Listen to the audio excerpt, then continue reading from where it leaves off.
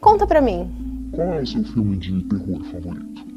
E aí galera, tudo bom? Eu sou a Bi, sejam bem-vindos ao Dimensão Pop.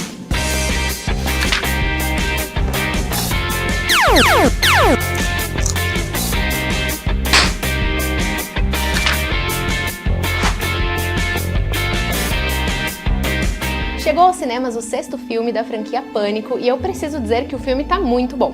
Vamos ser sinceros, os filmes não são muito brilhantes, não trazem roteiros muito profundos, não trazem também uma parte técnica muito impecável, não dão tantos sustos assim. Tolo, inútil, comum, vulgar.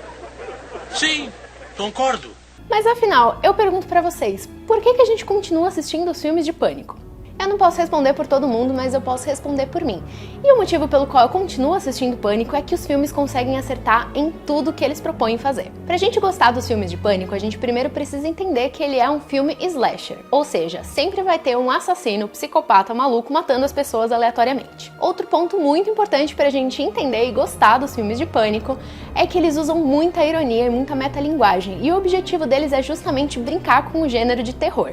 Então, por exemplo, quando a gente vê no filme Pânico várias pessoas sendo esfaqueadas uma ou várias vezes e ainda assim não morrendo ou sobrevivendo, a gente acha que num filme de terror isso não seria nada aceitável, mas em Pânico é quase que obrigatório acontecer isso.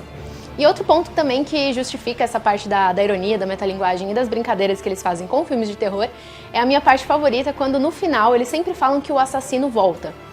Então, por mais que eles consigam matar o assassino, sempre vai ter um retorno dele de uma forma totalmente cômica e aleatória e também talvez até assustando em alguns momentos. E aí a gente vai ter realmente o tiro final que vai, ou né, a facada final, enfim. Now he's come back.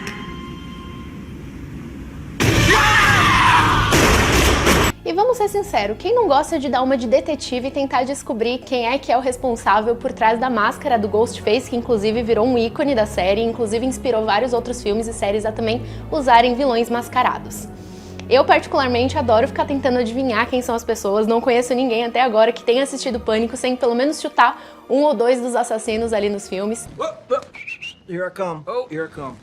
E eu acho que é um outro ponto muito positivo que faz a gente continuar querendo assistir Pânico. Pelo menos como eu falei, por minha parte, é um dos pontos que me faz querer ver todos os filmes assim que saem no cinema. Falando em franquia, se vocês acharam que Pânico parou só nos filmes, está muito enganado.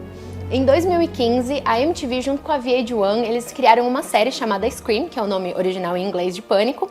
E essa série ficou por muito tempo na Netflix, mas infelizmente ela saiu do catálogo. A série ela tem a mesma primícia dos filmes, só que em nenhum momento elas se conectam com as histórias dos filmes, mas em compensação ela usa a máscara com algumas modificações. Então não é a máscara clássica do Pânico, mas é uma máscara bem parecida que já associa aos filmes. Apesar da série ela não se conectar diretamente com os filmes, ela tem muitas fórmulas usadas nos filmes que eu gosto bastante e por isso que me fez assistir a série. Por exemplo, a Final Girl, que é a última garota que sobrevive, no caso que é a Sydney, tem um personagem que é muito viciado em cinema também e é aquela pessoa que praticamente narra o que vai acontecer, o que aconteceria num filme de terror e justamente acontece na história. As ligações ameaçadoras também aparecem com aquela voz distorcida, né, sempre falando antes de realmente agir. E é claro, né, os massacres, que inclusive na primeira temporada tem uma das mortes mais horríveis que eu já vi. Ela tá pau a pau com os mortos de Game of Thrones, tá? Então, realmente, eles prometeram sangue e entregaram em Scream a série. Infelizmente, ela foi cancelada e, como eu mencionei, ela saiu da Netflix, então você tem que dar uma pesquisada na internet se você quiser assistir. Mas ela tem 3 temporadas, sendo que em 2 delas usaram o mesmo elenco, né? Então tem os mesmos personagens principais, tanto na primeira quanto na segunda. E a terceira temporada, não sei porquê, eu acho que foi mudança de produção, enfim, quebra de contrato, alguma coisa assim. E aí eles produziram uma série Scream com outros personagens, com outro enredo, que também não se conectavam nem com a primeira e segunda temporada e nem com os filmes. Agora que entendemos o poder, né, e os pontos positivos do filme Pânico, um dos pontos negativos pra mim, na verdade, é eu não lembrar de quem foram os assassinos e as suas motivações. Justamente porque, como eu mencionei, eles usam uma fórmula muito parecida nos filmes. E, assim, eu, pelo menos do 1 ao 3 ou 4, eu assisti seguido. Então, eu fico meio confusa na ordem dos assassinos, motivações, realmente tem umas coisas meio confusas aí. Então, eu resolvi aproveitar esse vídeo e também usar ele pra fazer vocês lembrarem quem foram os assassinos, quais foram as motivações, e para um próximo filme, se for acontecer, do Pânico 7, a gente já ter esse vídeo prontinho aí para lembrar rapidamente, sem precisar assistir tudo, quem foram os assassinos e as motivações e quais as conexões prováveis que teriam com o 7º filme. Então, se você não viu os filmes do Pânico, do 1 até o 6, sugiro que você pare o vídeo por aqui, volte aqui quando você tiver assistido tudo. E já aproveitando, peço para você se inscrever aqui no canal, ligar o sininho de notificação para saber quando tiver vídeo novo e também deixar aqui nos seus comentários por que vocês gostam de assistir o filme Pânico. E vamos começar pelo primeiro filme da franquia que deu a vida a Pânico e que foi o maior problema na vida de Sidney Prescott, que é a nossa Final Girl favorita. Os primeiros Ghost Faces que a gente teve no primeiro filme foram Stu Macher e Billy Loomis, que na verdade o Billy era namorado da Sidney. E a motivação, que na verdade foi principalmente do Billy, foi porque o pai dele havia traído a mãe com a mãe da Sidney, então ele tinha uma raiva muito profunda pela mãe da Sidney, né, pela família, no caso da Sidney. E aí ele já não era muito bem da cabeça ali e ainda por cima ele era apaixonado, aficionado por filmes de terror. Então ele resolveu unir, né, o útil ao agradável, puxou um amigo dele, o Stu, pra esse plano maluco que ele teve. Ele foi o responsável por matar a mãe da Sidney e depois de assombrar, né, de assustar e de deixar a menina maluca e depois tentar matar a Sidney Prescott. Então aí foi uma mistura de maluquice com vingança. No segundo filme a gente tem aí como assassinos Mickey Alteri e a mãe do Billy Loomis. Pois é, a mãe do Billy, né, por vingança também, resolveu matar a Sidney e ela faz todo aquele terror com ela.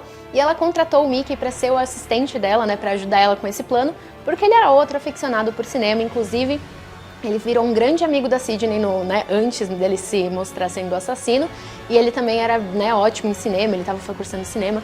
Então, assim, foi uma parceria um pouco não imaginada aí, e aí, claro, no final, né, os dois se deram mal também. No terceiro filme a gente teve uma pequena mudança. Se até agora a gente teve 2 assassinos nos outros filmes, nesse filme a gente teve um só, um pouquinho ambicioso da parte dele, mas tudo bem. E eu estou falando de Roman Bigger, que se revela ser o meio-irmão da Sidney. E qual a motivação dele? A motivação dele era simples. A mãe dele, que também, né, causadora de todos os problemas da Sidney foi a mãe, mas tudo bem, ela abandonou o filho e depois, né, quando ele descobriu quem era a Sidney, a história que ela estava passando, que ela acabou virando uma referência, ele se inspirou nisso para criar um filme, ele mexia com cinema também. Ele criou um filme chamado Apunhalada, que justamente contava a história do que aconteceu com a Sidney, né, de ter um cara maluco que ligava, enfim, e aí tentava matar a pessoa. E aí, ele vendo que a Sidney estava nesse lugar, que eles eram parentes, ele resolveu se vingar da irmã de alguma forma, por ela simplesmente ter roubado o brilho dele, ter roubado o amor da mãe, enfim, mais um maluco aí que surgiu na vida da Sidney. O filme 4 traz como vilões Jill Roberts e Charlie Walker. E mostrando mais uma vez que os problemas são sempre de família, Jill, na verdade, é prima da Sidney. E a motivação dela é simplesmente parecida com a do meio-irmão da Sidney, que é a inveja da Sidney tá sempre tendo os holofotes, sempre sendo o centro das atenções por ter passado por tudo aquilo. É uma coisa que eu certeza não invejaria, mas não sei por que nesse filme as pessoas fazem isso, mas ok. E aí, né, como ela também, né, se envolveu com esse Charlie, que era um cara também aficionado por filmes de terror, sempre tem, como eu falei, a mesma fórmula praticamente de todos os filmes. Então ele era meio viciado em filmes de terror, ela se juntou com ele e eles quiseram inventar um novo final para a história, eles quiseram fazer, né, um novo filme, na verdade, e que nesse filme a Final Girl seria a Jill. Então o objetivo dela era realmente matar a Sidney e matar as outras pessoas que estavam lá, para ela se provar como a Final Girl, e aí ela realmente ser a estrela do momento. Mais uma vez, não deu certo. O filme 5 da franquia acontece muitos anos depois do filme 4, trazendo novamente o Ghostface, novos assassinos e também uma conexão com os filmes passados. A Sidney não é mais a vítima principal dessa história, quem na verdade acaba se tornando vítima são as irmãs Carpenter, sendo que uma delas é a Sam, e a Sam, ela é filha do Billy Loomis, o assassino lá do primeiro filme. Então a gente descobre durante o filme que a mãe dela, ela teve um caso com o Billy naquela época de colégio, ficou grávida dela, e aí ela acaba sendo filha do assassino. E quem são os Ghostfaces da vez? São a Amber e o Richie, que o Richie, na verdade, é o namorado da Sam. Mais uma vez aí a gente vê conexões com namorados aí sendo os assassinos. E eles dois, a motivação principal deles, mais uma vez, é porque eles eram aficionados por cinema e eles não gostaram do final de Punhalada. Então eles resolveram refilmar e recriar essa história, trazendo como principal personagem a filha do Billy Loomis. Então eles, né, usam como alvo as irmãs Carpenter, e aí justamente eles vão atrás dela durante esse filme da franquia. E finalmente chegamos ao último filme, que teve algumas modificações, começando pelo fato de que os assassinos não são dois dessa vez, nenhum, mas 3 pessoas. E essas pessoas são o Wayne, o policial, Quinn, a colega de quarto das irmãs Carpenter, e o Ethan, que é o colega de classe delas, e também ele é do mesmo dormitório que um dos amigos que já estava no filme anterior. E aí a gente descobre que o motivo deles estarem querendo matar as duas irmãs é porque eles são parentes do Rich. Então eles são pai e irmãos do Rich, que era o Ghostface do filme anterior. E aí eles, né, como vingança, procurando vingança mais uma vez, eles vão atrás das duas irmãs. Preciso fazer uma menção honrosa a esse filme, porque eles fizeram uma coisa que eu sempre esperei, que até então nunca vi Pânico fazendo, eu já vi em vários livros, em várias outras histórias, que é matar um personagem que, na verdade, ele retorna. Então a gente vê aí os personagens, né, os 3 Ghostfaces aí armando, para que uma das personagens, a Quinn, que é uma das Ghostfaces, pareça que ela morreu. Eles fizeram uma cena ali para parecer que ela tinha morrido. E aí no final ela retorna e todo mundo fica muito espantado, porque até então eles achavam que ela estava morta, mas aí a gente tem um retorno. Então é uma das coisas que estava faltando pra mim. Agora, a única coisa que vai me fazer amar essa franquia é se um dia a Sidney voltar como Ghostface. Aí pra mim, assim, o final perfeito pra série. Pra franquia de Pânico. E é isso, pessoal. Espero que vocês tenham gostado desse vídeo sobre Pânico. Eu gosto muito da franquia, como eu falei. Eu acho que ela é muito diferente, por mais que ela não seja nada digno de um Oscar, nada, né, com roteiro incrível, maravilhoso. Ela traz justamente elementos que fazem ser um filme totalmente diferente do que a gente vê. Essa parte de metalinguagem, essa parte de críticas veladas aí a filmes de terror, a ironias, brincar justamente com essa coisa de sangue pra todo lado, enfim.